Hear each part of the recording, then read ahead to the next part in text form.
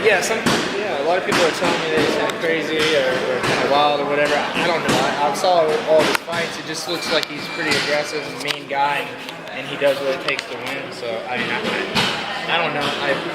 I think that I try to manipulate my opponents as much as I can mentally, whenever we're in there. So I don't have any extra strategies or anything like that. So I mean, we'll see how he handles it. So maybe he'll get frustrated when he can't take me down. Maybe he'll deal with it good. So I don't know. We'll see. What do you mean by manipulating your opponent? How do you do that? I mean, I just mess with them. When they wanna try to take me down or get close to me, I just make them feel like they can't do what they want to do. Make them fight my fight, and just different kind of things. I don't really talk to them that much or anything like that. Just little.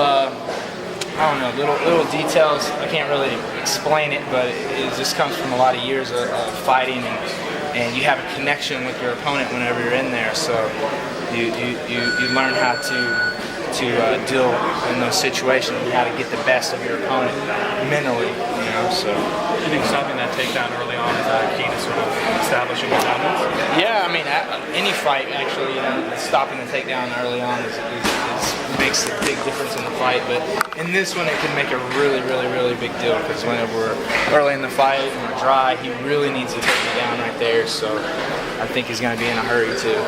So I'm just going to stop it from happening.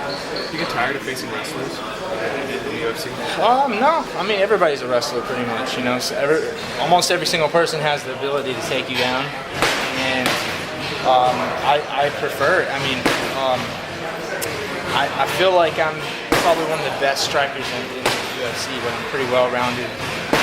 I like the matching up against grapplers that they coming into the fight. They know they have to come into my striking zone to get close to me. I already have an upper hand.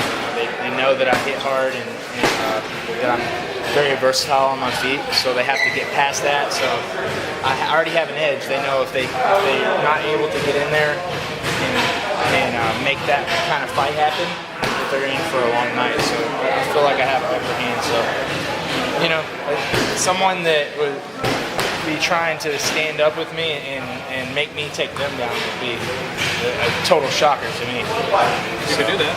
Yeah, I could. I just never have to, So I like fighting the style that I normally do.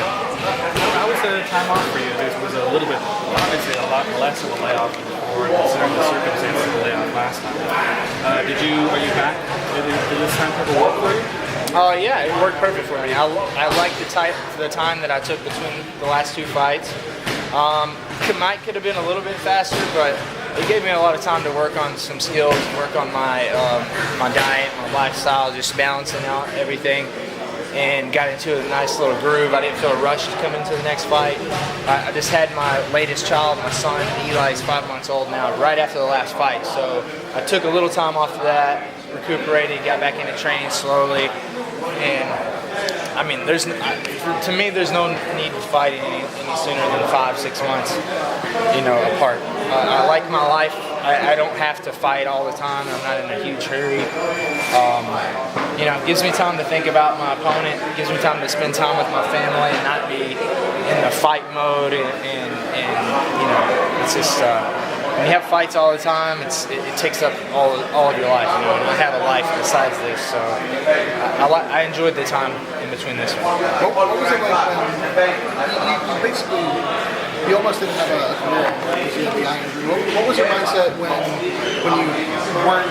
your future was up in the air and now when you made the contendership for a title shot if you beat Palhares? Yeah, I mean, my life's been kind of crazy the last couple of years. I didn't think I was going to be able to fight again, and my whole mentality about my whole career changed once I was able to get back in there. I have a new appreciation for being able to compete and train, and just I don't know, my mind just works in a totally different way. That was me. Before, I was in such a hurry to try to get a title shot or to get the bigger paydays or whatever. But now, it seems like as soon as I stopped trying so hard for it, I was just blessed by being able to come back And as soon as my energy turned from being so angry and negative and trying to, do that hustle type of thing, it all finally, came back around to me, and it's all starting to pay off now. I'm in the perfect spot to show the world, the bigger audience, who I am and how good I am and how much better I've got over the last couple of years. So I'm in a perfect spot, man. I wouldn't change anything. I love exactly what's happened the last couple of years. It's been really positive for me. Alan, forgive me if you already answered this question. What have you been doing to prepare for Palhares' leg attacks? The leg attacks are he's a hardcore, amazing grappler, one of the best in the world. So I tried to get some opponents that have some similar, or some training partners that have similar game. They could teach me how to defend this stuff, could really give me some of the same feels. So I brought in a lot of good guys. I studied, but the main thing that I did to prepare is I see the other people that he beat. I felt like they underestimated him and they didn't think that it could happen to them.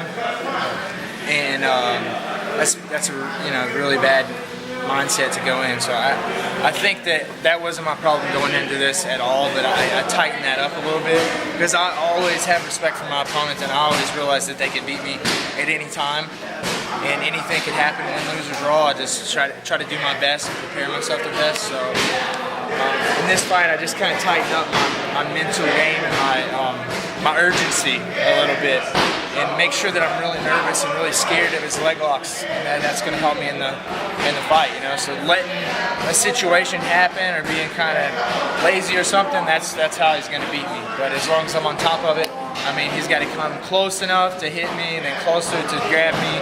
You got to get me on the ground or get to the ground. Then he's got to attack the leg. So he's got to go through a lot of steps. Whenever it kind of starts where I can hit him, I'm longer, bam, and he can't really reach me. So I'm starting off with an advantage.